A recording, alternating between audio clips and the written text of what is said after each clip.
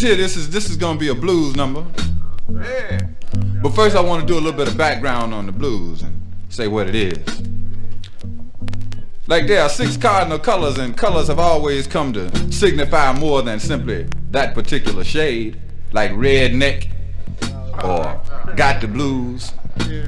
That's where you apply colors to something else, you know, to come up with what it is you're trying to say. So there are 6 cardinal colors: yellow, red, orange, green, blue, and purple. And there are 3,000 shades. And if you take these 3,000 shades and divide them by 6, you'll come up with 500. Meaning there are at least 500 shades of the blues. For example, there's the I ain't got me no money blues. There is the I ain't got me no woman blues. There's the I ain't got me no money and I ain't got me no woman, which is the double blues. And for years it was thought that black people was the only one who could get the blues, so the blues hadn't come into no international type of fame. But lately we done had Frank Rizzo with the lie detector blues. We done had the United States government talking about the energy crisis blues. And we're gonna dedicate this next poem here to Spearhead X, the X second in command in terms of this country. And the poem is called H2O Gate Blues. And if H2O is still water and GATE is still gate, what we getting ready to deal on is the Watergate Blues.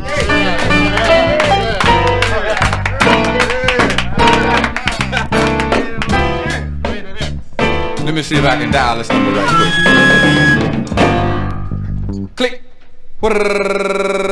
Click. I'm sorry. The government you have elected is inoperative. Click. Inoperative. Just how blind will America be?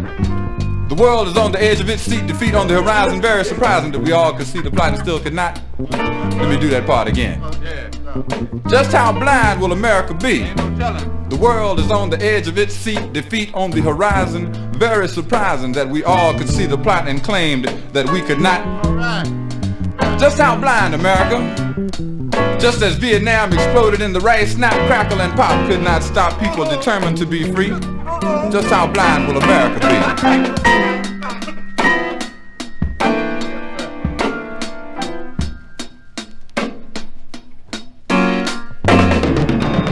The shock of a Vietnam defeat sent Republican donkeys scurrying down on Wall Street. And when the roll was called, it was Pepsi Cola and Phillips 66, Boeing, Dow, and Lockheed.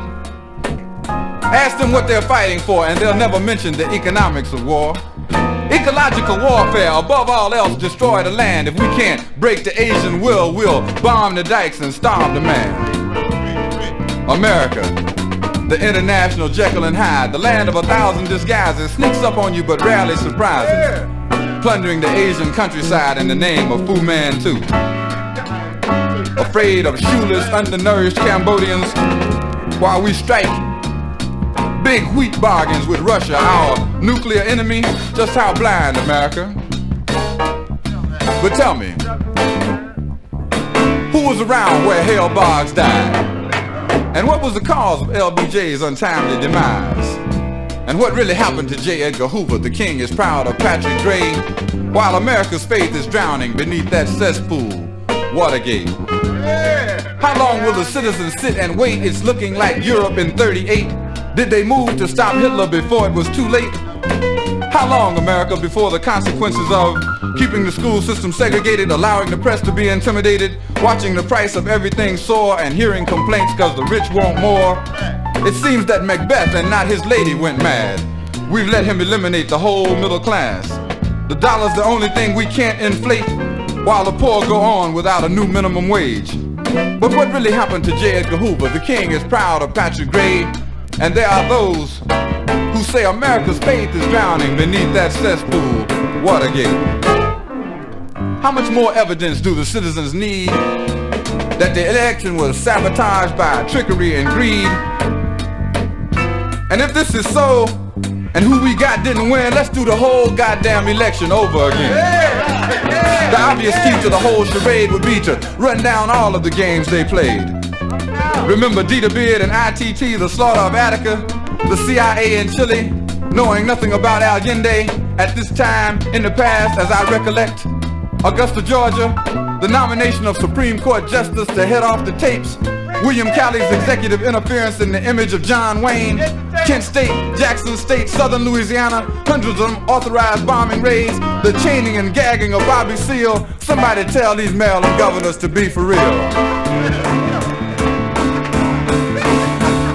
And we recall all of these events just to prove that Waterbuggers in the Watergate wasn't no news.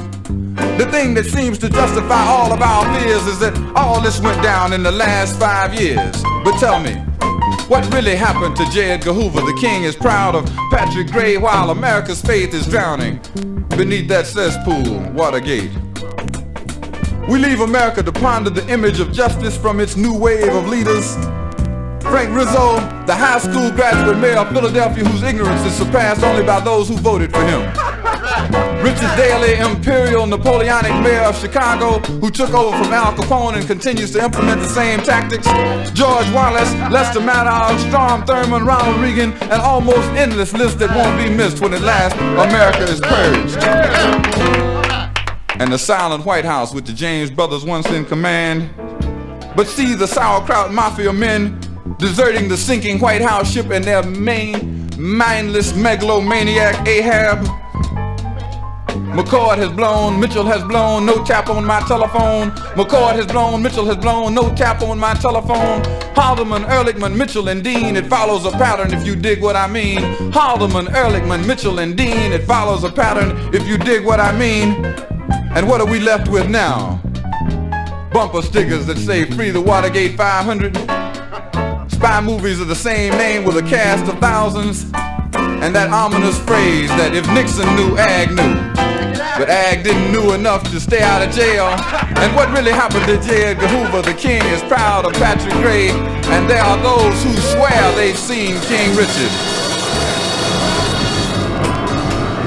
King Richard, King Richard, King Richard, King Richard, King Richard, King Richard, King Richard, King Richard. Beneath that cesspool, Watergate.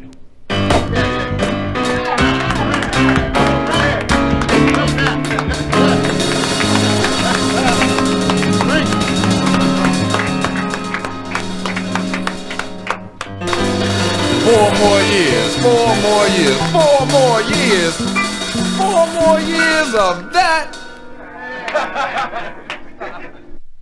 We'd like to do an idea for you that was related to the H2O Gate Watergate Blues.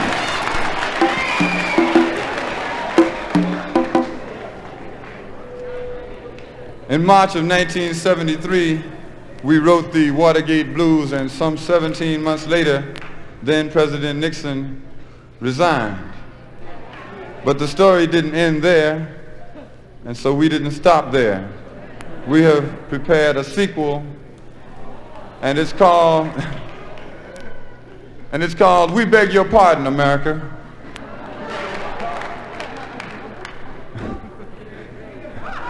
We beg your pardon because the pardon you gave this time was not yours to give.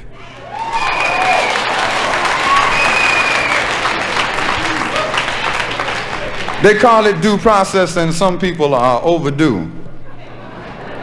We beg your pardon, America.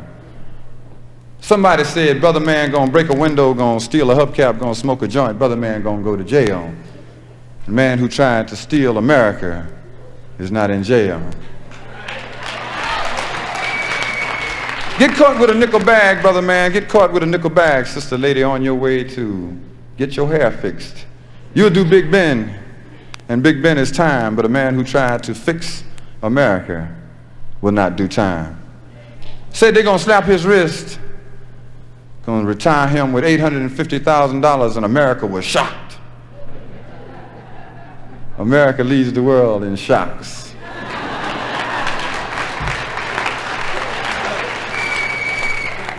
Unfortunately, America does not lead the world in deciphering the cause of shock. $850,000, they said, and the people protested, so they said, all right, we'll give him $200,000.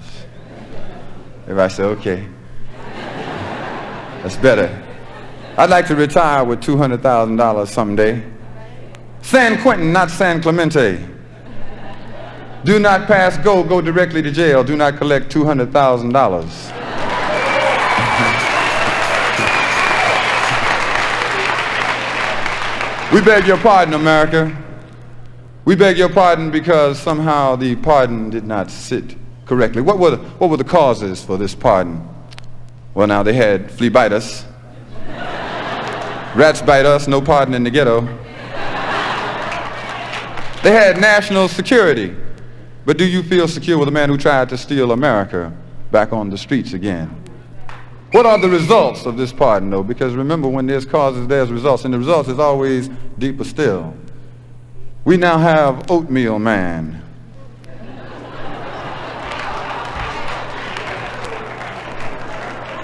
Anytime you find someone in the middle, anytime you find someone who is tepid, anytime you find someone who is lukewarm, anytime you find someone who has been in Congress for 25 years and no one ever heard of him, you've got Oatmeal Man.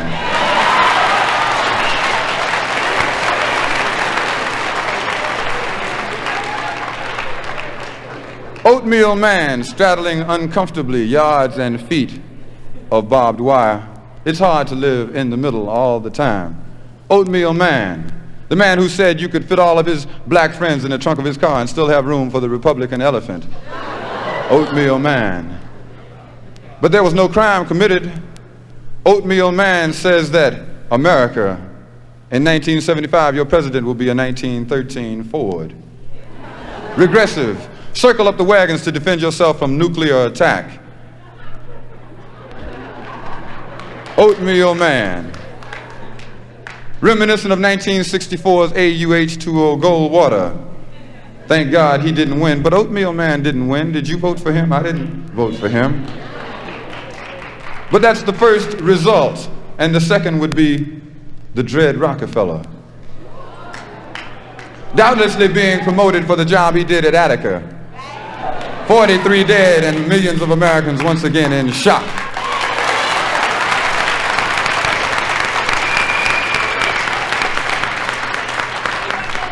Doubtlessly being promoted for the job he did on the streets of New York City, where the pushers sell the drugs that the government allows in the country, and then they do time. They do life and death, or life and death behind bars, while William Saxby says he's going to dismiss the Lord and Furlough program. And Brother Richard X of Buffalo, New York faces 1,365, did he say 1,365 years behind bars for participating in Attica. And Rockefeller faces being the vice president of this country, and all is calm and quiet along the white sands at San Clemente. We beg your pardon, America. We beg your pardon once again, because we found out that 7 out of every 10 black men behind jail, and most of the men behind jail are black. 7 out of every 10 black men never went to the 9th grade, didn't have $50 and hadn't had $100 for a month when they went to jail. So the poor and the ignorant go to jail while the rich go to San Clemente. We beg your pardon, America, because we understand now much more deeply than we understood before. But we don't want to take the pardon back. We want to issue some more. Pardon Brother Frank Willis, the Watergate security guard. He was only doing his job. Pardon H. Rap Brown. It was only burglary. Pardon Robert Vesco. It was only embezzlement. Pardon Charles Manson. It was only mass murder. And pardon us while we get sick. Because they pardoned William Calley, 22 dead, and America in shock. And we understand all the more deeply, and we beg your pardon, as unemployment spirals towards 7%, and it seems like 70% in my neighborhood. As unemployment spirals, and as we watch cattlemen on TV shoot cows in the head and kick them in the graves while millions are starving in the Sahel, in the Honduras, and maybe even next door. We understand all the more deeply as Boston becomes Birmingham, becomes Little Rock, becomes Selma, becomes Philadelphia, Mississippi, becomes yesterday all over again. We understand, and we beg your pardon. We beg your pardon, America, because we have an understanding of karma. What goes around comes around.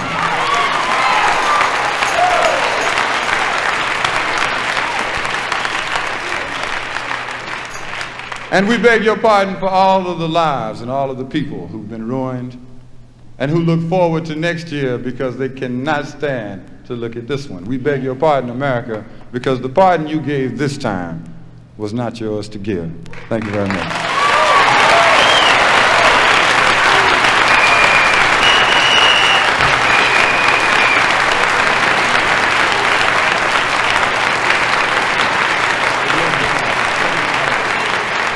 Thank you very much.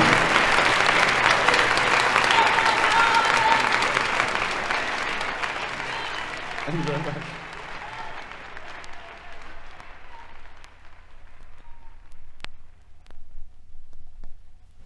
Ad hoc and ad lib. Two of my favorite ads. This is going to be a position poem on a non-era. Most questions concerning change and concerning demonstrations of dissent in this country have been identified by the 60s. People always say, well, what do you think about the 60s? I personally think that the 60s are over, that the 60s were an integral part of what is happening now and were a link between what is happening now and what was happening prior to that, that every era had gradual and constant change, and that there were always people who were out there making sure things were moving, and that the attempt has been to make this a non-era, to make people feel as though there's nothing they can do, nothing they can accomplish, and therefore quit doing everything. Media people seem to believe that we are living in a non-era. It seems to be the vibration. Historians of the future will have nothing to look back on and identify the 70s with. Historians of the 70s currently are busy reviewing and recounting what happened in the 60s to people who were here and already know.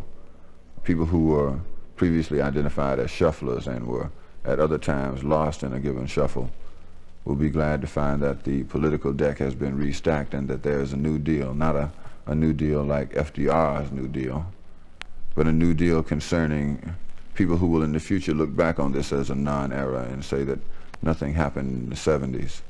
We have a position paper on that. This is the analysis. I have believed in my convictions and have been convicted for my beliefs, conned by the Constitution and harassed by the police. I have been billed for the Bill of Rights and treated like I was wrong. I have become a special amendment for what included me all along, like all men are created equal. Well, no amendment needed there. I have contributed in every field, including cotton, from Sunset Strip to Washington Square. And back during the nonviolent era, well, hell, I was the only nonviolent one.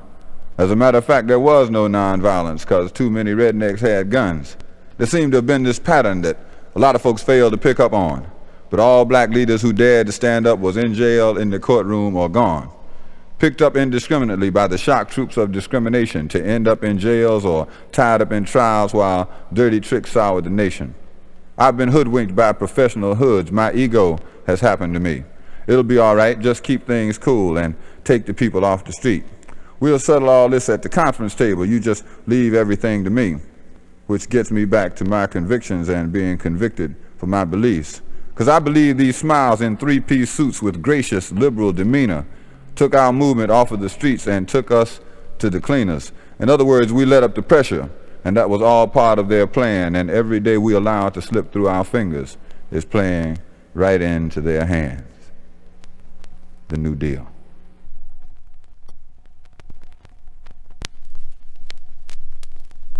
A poem for Jose Campos Torres. I had said I wasn't going to write no more poems like this.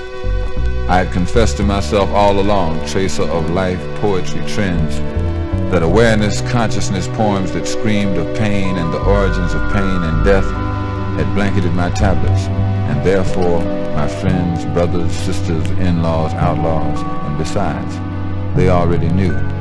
But Brother Torres, common ancient bloodline Brother Torres, is dead.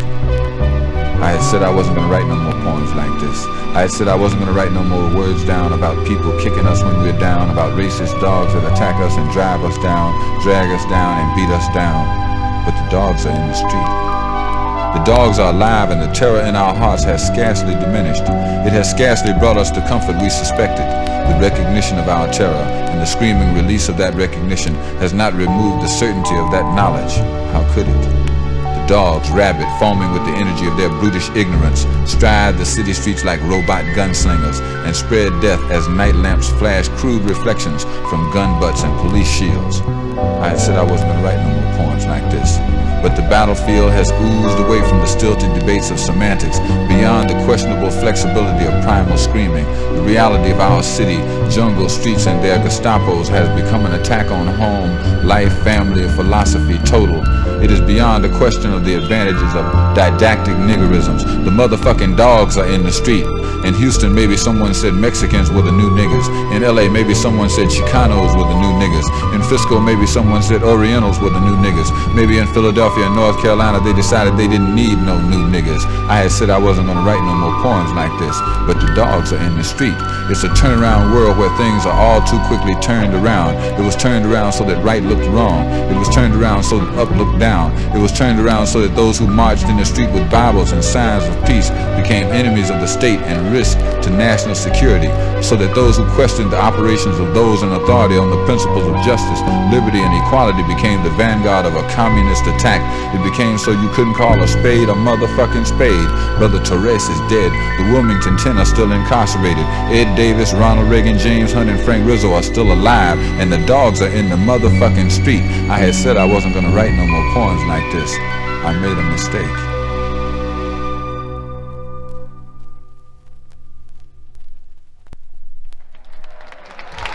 How's everybody? How's everybody doing? Everybody all right? I hope everybody's okay. Hope the vibrations are still strong. We are still strong. And anxious to see you. And glad that so many of you could come out and join us this evening to share vibrations with us. My name, of course, is Gil Scott-Heron.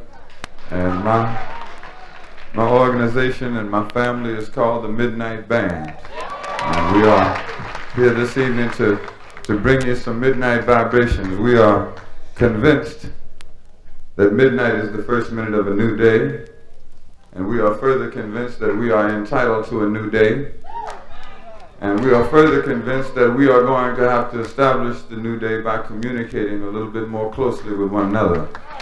So we have been spreading the word about some vibes that concern communication from place to place, and we have been trying to get into the New York vibration as it concerns this communication. What we are talking about has evolved as the Ghetto Code. The Ghetto Code, oftentimes referred to as ... Sounds a little bit, people used to tell me, says sound like the Morse code. We call it more so the remorse code. The Ghetto Code, the damn if I know. ... means damn if I know. And the reason this has become such a popular phrase in different black communities around the nation is because there are more and more things black people thought they had a handle on that they have seen sort of slowly slip away from them. And they be saying, well, damn, what happened to that? ... I'm damn if I know. For example, we started to reinvestigate astrology, found out that it was an ancient art form, a science, something that we could depend on more so than Walter Concrete. And got into a vibration related to how the things were done in terms of astrology. Sun's over here, moon's over here. People started to memorize their charts, organize them, their days, their planning, their reaping, etc. Then they found out somebody had been messing with the calendar. Because there's a month in our calendar called July that was slipped in there to honor Julius Caesar. There's a month in our calendar called August that was slipped in there to honor Augustus Caesar. And there's a month in our calendar called September, which is the 7th month. It means 7th in Latin, but it is the 9th month in our calendar. People start saying, well, damn, ... They found out Octo, involving themselves with the Romance languages. Octo means 8. Ocho, very similar to Ocho, October, the 10th month. Nove, or nueve for 9, November the 11th month, dese or diez for 10, December the 12th month, did it, dash. Damn if I know. And I believe that the problem has originated right here in February. Nothing personal for those of you born in February, but there is something wrong with February. I have been watching February closely, and I have never quite been able to get a grasp on where February is coming from. Because it would seem that it takes at least 30 days for it to be a month. The precedent has been established by the other 11 months having all at least 30 days. February, you get 28, 3 years in a row. If you make it, you get a bonus. February 29th. Why don't they make that January 32nd? March 30th. It's because they know there's something wrong with February, and they're trying to even it out while nobody looking. Did it. It's just like if somebody was to give you 4 weeks and say, here, you have 4 weeks of your very own. You take them home, unwrap them, you find out one of the weeks only has 5 days. It's not that you have anything against that week. It's just that you know white folks ain't gonna be no weekend. You're gonna go home Friday night, get up the next day, Monday, you're gonna have to go right back to work. You say, well, did it, dash. I got shortchanged. I had a week, but it wasn't quite a week. Did it, dash. The same thing happened to me in terms of looking at the alphabet. The alphabet was originally called the alpha beta, and it was supposed to contain all of the symbols, and that's important, all of the symbols from alpha to omega. Alpha was the beginning, omega was the end. Alpha was the letter A, the beginning, omega was the end, the letter Q. But R, S, T, U, V, W, X, Y, Z, they did not say that from alpha to omega was from beginning damn near to the end.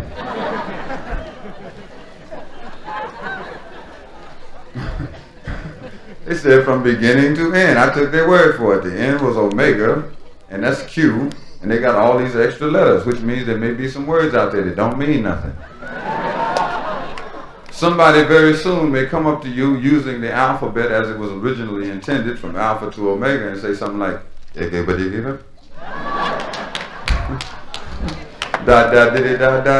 Damn if I know. I ain't got the papers.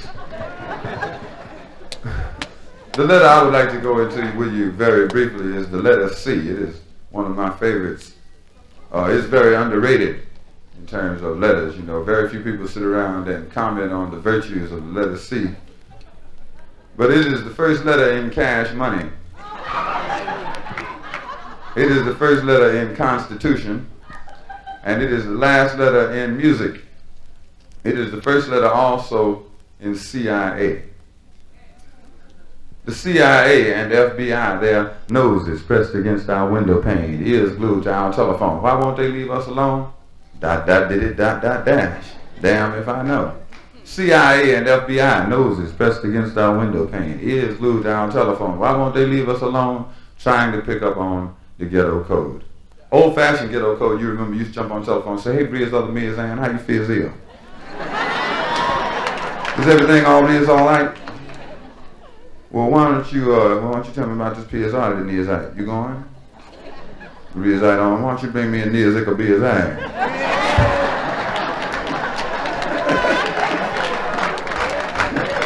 Yeah, if you get back to Steers, why don't you bring me some beers and beers so I can read as old as it is up.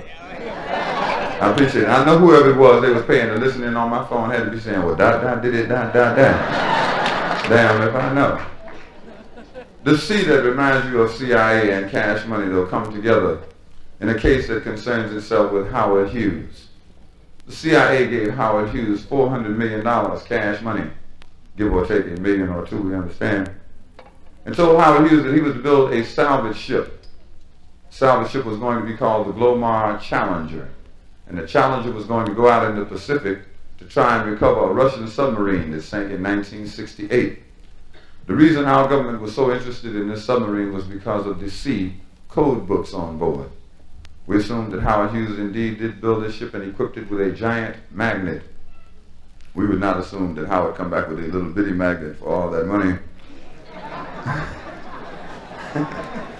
But the submarine that sank to the bottom of the Pacific had broken into 3 parts. The magnet went down, brought up the first part of the submarine, had on board 70 dead Russian sailors.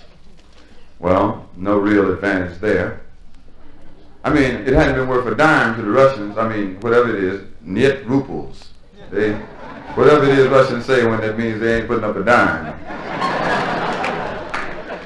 Which means that in certain instances we could see ourselves having been overextended. Magnum went down, brought up the second part of the submarine, had on board 2 bombs, 2 warheads, 2 Polaris-type warheads, 2 nuclear weapons. Point is that this country already has plenty of bombs. Matter of fact, they have little bombs, big bombs, round ones, and square ones, and have been stockpiling them for quite some time, to the point where they now have damn near 1 bomb for every individual. And if you don't like the way they're running things and you call them up and tell them, they may send you yours. Neutron, old Tron, whichever kind of Tron, electron. The vibe related to the third part of the submarine and the important and mysterious Russian code books. But before the magnet could go down to get the third part, somebody said, hey, wait a minute. You know, that Russian submarine went down in 1968. And we've been trying to pick it up now for the last 6 years. And everybody knows that when you lose your code books, you change your code. Which means that for $400 million, we had recovered 70 dead Russian sailors, 2 bombs we did not need, and perhaps Russian code books for codes the Russians weren't even using anymore. Somebody said, why in the world we spend all that money? Somebody else said, ... dash. Damn if I know. Cash money may not be what you need right through here. You might need some explanations related to other activities, like the sea might remind you of Cuba. The sea in Cuba and the reminiscence of that reminds us that the CIA undertook a very secret project toward Cuba called the Bay of Pigs invasion.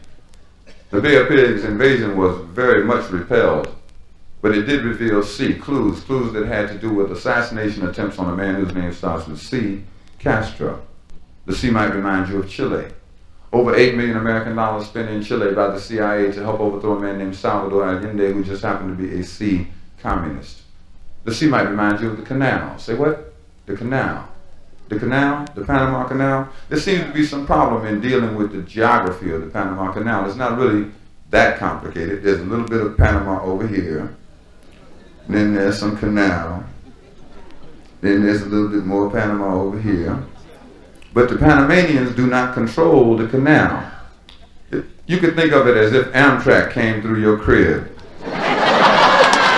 You would at least want to know the man who was punching your tickets and have a very tight relationship with him. The sea that reminds you of the canal could remind you of a covert operation, headquarters, base, CIA. Information related to C, Colombia, and assassination attempts and destruction attempts on a man whose name starts with C, Che Guevara. The sea might remind you of the Congo. Say what? The Congo. The Congo? The sea that reminds you of the Congo could remind you of how geography sometimes changes. Looking at the map of Africa today, where you see the word Zaire, you would at one time see Congo or Belgium Congo. Remembrances of this would remind you of a man who stood for African unity, a man named Patrice Lumumba. But somehow Patrice Lumumba was assassinated during a mysterious C coup d'etat. Other things that haven't been solved and haven't been quite explained to anybody's satisfaction, like, was it Lee Harvey Oswald over there, or was it Lee Harvey Oswald over there? Was he 5 feet 8, 165 pounds, or was he 6'2", 205? Was he photographed for his passport in Dallas, or was that Moscow? Arthur Bremer, was he from Maine, Maryland, or Massachusetts? Was he captured in the Midwest or the Middle East? And if they always have a chance to photograph these people before they commit their crimes, why can't they stop them? ... Damn if I know. But other problems we would still like to see solved, like JFK, you believe all that? RFK, you believe that? MLK, you believe that? Malcolm X, you believe that? All of this was some great big old C coincidence or just a little bitty C conspiracy. There are 2 questions that concern us very much about the letter C. The first one is the CIA. Who the hell runs that organization? The second one is, who runs this country? ... Damn if I know. Brothers and sisters, thank you very much. A first minute experience, the Midnight Band. Thank you. Thank you.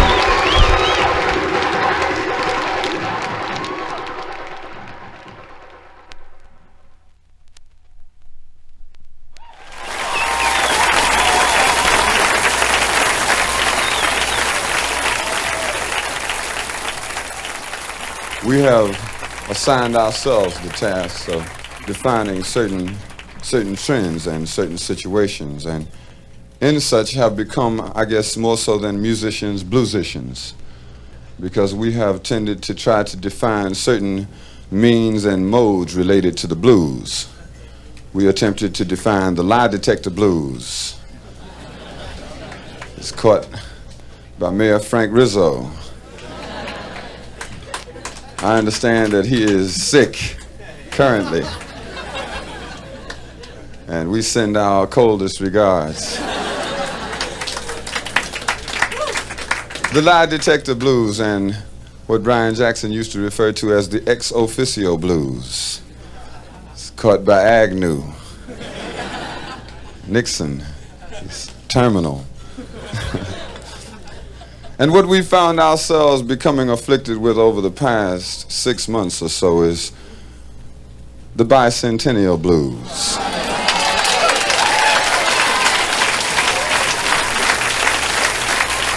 Some people think that America invented the blues, and few people doubt that America is the home of the blues, because the bluesicians have gone all over the world carrying the blues message, and the world has snapped its fingers and tapped its feet right along with the blues folks, but the blues has always been totally American as apple pie, as American as the blues, as American as apple pie. The question is why? Why should the blues be so at home here? Well, America provided the atmosphere. America provided the atmosphere for the blues, and the blues was born.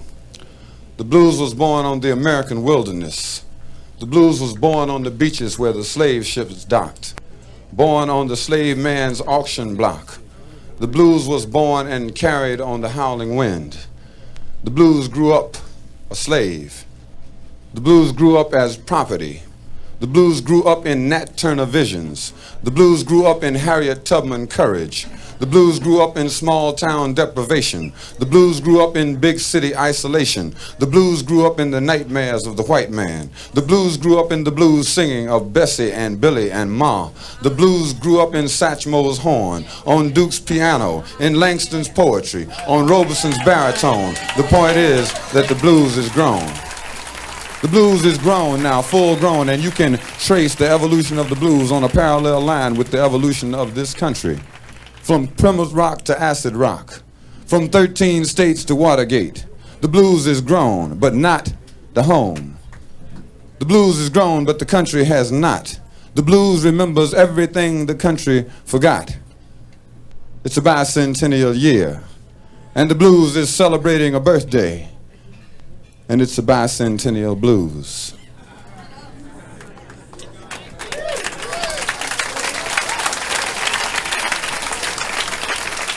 America has got the blues, and it's a bicentennial edition. The blues view might amuse you, but make no mistake, it's a bicentennial year. A year of hysterical importance. A year of historical importance.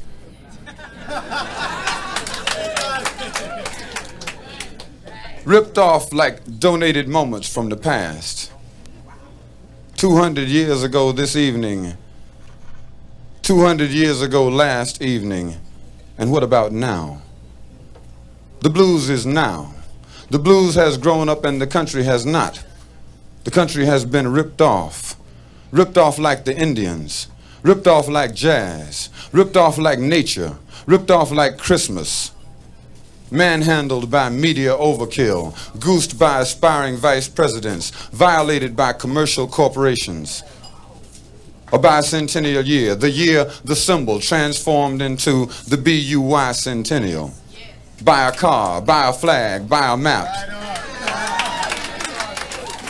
Until the public en masse has been bludgeoned into bicentennial submission or bicentennial suspicion. I fall into the latter category. It's a blues year, and America has got the blues. It's got the blues because of partial deification of partial accomplishments over partial periods of time. Halfway justice, halfway liberty, halfway equality. It's a half-ass year.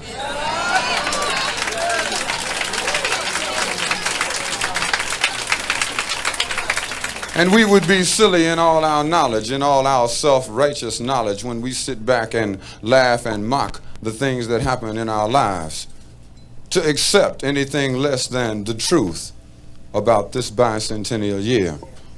And the truth relates to 200 years of people and ideas getting by. It got by George Washington. The ideas of justice, liberty, and equality got cold by George Washington. Slave owner general. Ironic that the father of this country should be a slave owner. The father of this country, a slave owner. Having got by him, it made it easy to get by his henchmen, the creators of this liberty, who slept in the beds with the captains of slave ships, fought alongside black freedmen in the Union Army, and left America a legacy of hypocrisy. It's a blues year. Got by Gerald Ford, oatmeal man. Has declared himself at odds with people on welfare, people who get food stamps, daycare children, the elderly, the poor, women, and people who might vote for Ronald Reagan.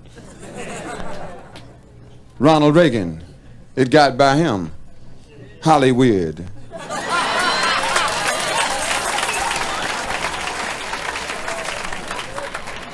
Acted like an actor, acted like a liberal, acted like General Franco when he acted like governor of California, and now he acts like somebody might vote for him for president.